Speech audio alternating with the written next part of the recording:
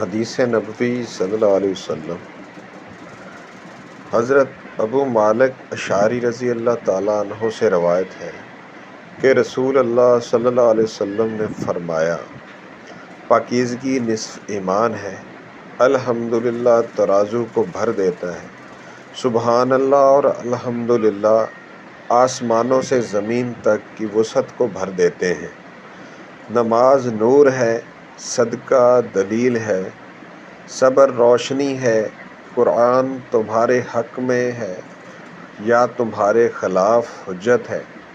ہر انسان دن کا آغاز کرتا ہے تو کچھ اعمال کے عوض اپنا سودا کرتا ہے، پھر یا تو خود کو آزاد کرنے والا ہوتا ہے یا خود کو تباہ کرنے والا ہوتا ہے۔ صحیح مسلم حدیث نمبر 534، کتاب پاکیزگی کا بیان، حدیث صحیح۔